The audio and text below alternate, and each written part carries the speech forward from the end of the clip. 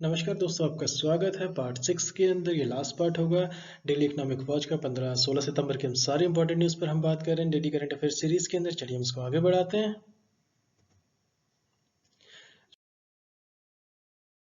21वें number की news है वो बहुत सीरियस न्यूज़ है।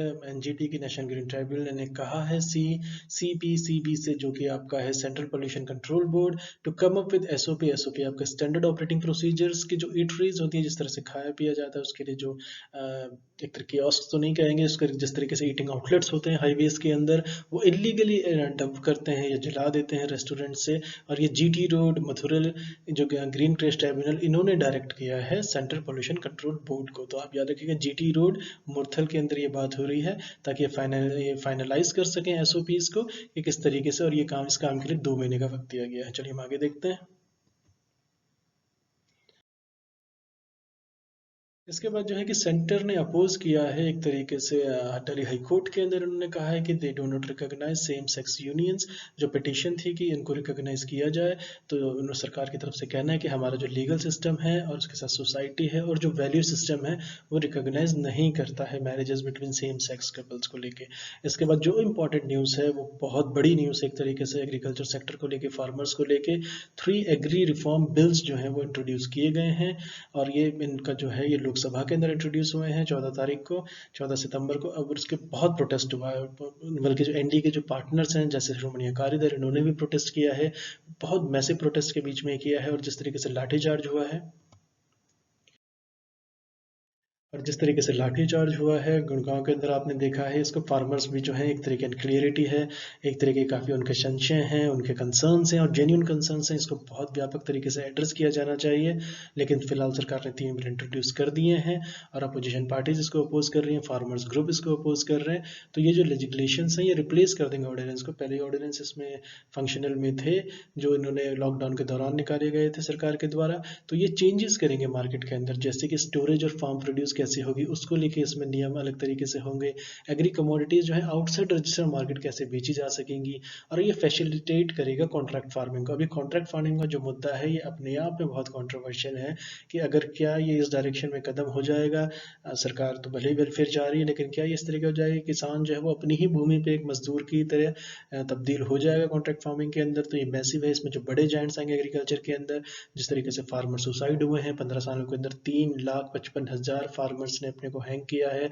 और एक तरह का दुर्भाग्य है कि यूथ को या अधिकांश इंडिया को ये नहीं पता कि महाराष्ट्र का फार्मर सुसाइड में और आंध्रा के फार्मर सुसाइड में फ़र्क क्या है, किस तरह की मैसिव रैम्पेंट पॉवर्टी है उस सेक्टर के अंदर, विदर्भ में क्या प्रॉब्लम है, जो जिस तरीके से शुगर केन प्लांटेशन को लेकर जिस तरीके से पानी की दिक्कत हो जाती है। शुगर जो क्रॉप है, आपकी कैश क्रॉप है, ये पानी ज़्यादा मांगती है। तो एग्रीकल्चर की जो मूलभूत चीज़ें हैं, जिस तरीके से देवेंद्र शर्मा जी हैं, जिस तरीके से बड़े बड़े इकोनॉमिस्ट हैं, वीएम सिंह का जो गन्ना किसानों के लिए काफ़ी उन्होंने आवाज़ बुलंद की है।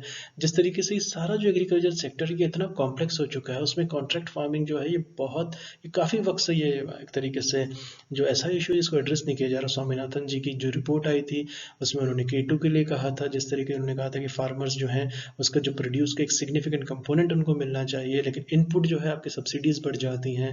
और ये इस तरह का बड़ा इंटरेस्टिंग है। इस वक्त जो कोविड चल रहा है उसके अनुसार एग्रीकल्चर जो हमारा इंडस्ट्रियल सेक्टर है या हमारा इंडियन इंक है, वो किस तरीके से गवर्नमेंट से रियायतें मांग रहा है, किस तरह से टैक्स में रिबेट्स मांग रहा है, किस तरीके से लोन्स एनपीएच, किस तरीके से आपने एजीआर वाले केस में देखा था किस तरह से टेलीकॉम कंपनीज को 10 साल के लिए मिला था। यानी जब उन पे गिरी है तो जब, लेकिन इसको जब हम बात करते हैं डब्ल्यूटीओ को सब्सिडीज खत्म की जाए, इनपुट कॉस्ट जो हमारा फार्मर्स है उसकी एक अलग तरीके की दिक्कतें हैं।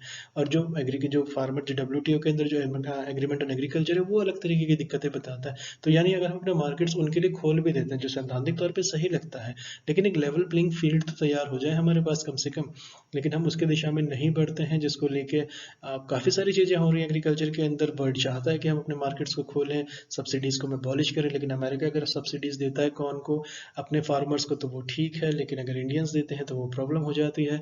तो इसको लेके अब एक बहुत बड़ी बहस है। लेकिन अब ये जो इसमें प्रोटेस्ट होगा इस ऑर्डिनेंस को, जो ये ऑर्डिनेंस रहा कर रहे थे, उसके बाद जिस तरीके से बिल में इंट्रोड्यूस हो गया, इसको लेके काफ़ी कुछ होने वाला है मंथन। इसको देखते हैं इसका रिजल्ट क्या निकलेगा। चलिए हम आगे बढ़ते हैं। और ये ऑफिशियल हो गया कि क्वेश्चन आवर जो है वो चला गया है इस वाले सत्र से, मानसून सत्र से। ऐसा कहना है parliamentary affairs minister Pralhad Joshi ji का। उन्होंने कहा कि एक्स्ट्राऑर्डिनरी सर्कमस्टेंसेस हैं, कोविड है, इसलिए नहीं होगा। जबकि अपोजिशन है, अधीर रंजन चौधरी जो अपोजिशन के लीडर हैं, उन्होंने कहा है कि ये एक तरीके का गोल्डन आवर है। एक तरीके का गोल्डन आवर है, इससे हमें एक तरह से डिप्राइव किया जा रहा है, तो हम कैसे, हमें चांस मिलेगा लोगों के, आम लोगों के मुद्दे उठाने का, उनके बारे में बात करने का। तो ये अनप्रेसिडेंटेड है एक तरीके से क्वेश्चन आवर का चले जाना।